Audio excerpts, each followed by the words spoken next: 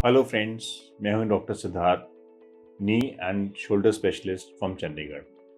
आज हम बात करेंगे एसीएल की रिस्क्स और कॉम्प्लिकेशंस की। हम अच्छी चीज़ें सर्जरी के बाद या चोट लगने के बाद कैसे रिकवरी है सारे डिस्कस करते हैं, सब जानना चाहते हैं और वही समझना चाहते हैं। हर चीज़ के साथ कुछ रिस्क एसोसिएटेड है, वो समझना भी हमारे लिए इक्वली इम्पॉर्टेंट है ताकि कल फ्यूचर में हमें दिक्कत कम से कम आए। तो हम डिस्कस करेंगे एसीएल के साथ क्या कॉम्प्लिकेशंस हैं। नंबर 1 कॉम्प्लिकेशन जो हम सब समझते हैं वो है पेन। सर्जरी के बाद कुछ टाइम तक 10 दिन, 15 दिन, 1 महीने तक पेन कुछ हद तक होना एक नॉर्मल फिनोमेना है। हमने अंदर टिश्यूज बनाए हैं, कुछ कटिंग की है, कुछ स्टिचिंग की है, तो इट टेक्स टाइम।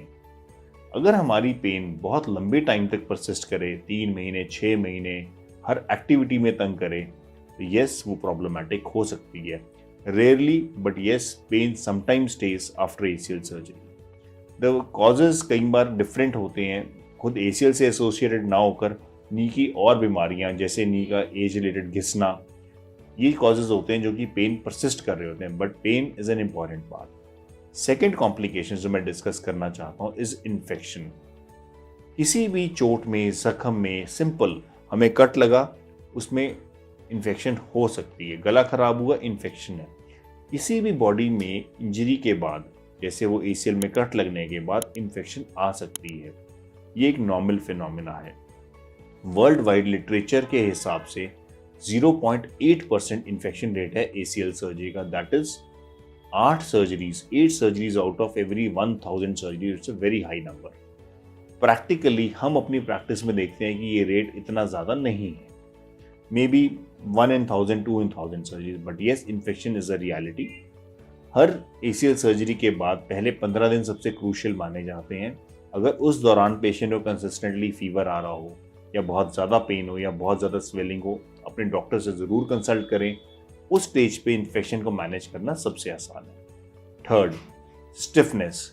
किसी भी चोट के बाद, किसी भी सर्जरी के बाद बॉडी स्टिफ हो जाती है, टाइट हो जाती है, मूवमेंट कम हो जाती है। अगर हम प्रॉपरली एक्सरसाइज ना करें, सर्जरी के बाद प्रॉपर फिजियोथेरेपी ना मिले, या कई बार कुछ टेक्निकल रीजंस होते हैं, हमारी नी की मूवमेंट कम हो सकती है, जो लॉन्ग टर्म पे हमें बहुत ही फिजिकल और साइकोलॉजिकल इफेक्ट्स दे सकती है, स्पेशली स्पोर्ट्स पर्सन में। फोर्थ, रीटियर। मैं अपने हर पेशेंट को एक ही बात समझाता हूँ, जब आपको एसीएल बना, वो टूट गया। एसीएल तो नॉर्मल था, भगवान ने बनाया था, वो फिर भी टूट गया। तो जब भगवान की बनाई चीज़ टूट सकती है, तो इंसान का बनाया हुआ लिगामेंट भी फ्यूचर में 2 साल बाद, 5 साल बाद, 10 साल बाद कभी भी टूट सकता है। अगर इंजरी जोर से लगेगी तो रिकंस्ट्रक्टेड एसीएल दोबारा टूट सकता है। और 5वीं चीज़, लूजनिंग। अगर हम प्रॉपर एक्सरसाइज ना करें, प्रॉपर प्रिकॉशंस ना लें, या बहुत जल्दी एक्टिविटी शुरू कर दें, तो लिगामेंट को हील होने का प्रॉपर टाइम नहीं मिलता और वो लूज होना शुरू हो जाता है।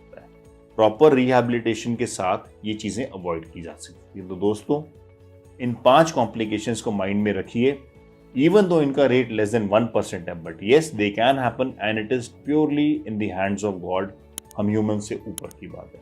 I list the 5। Number 1, pain. Second, infection. Third, stiffness.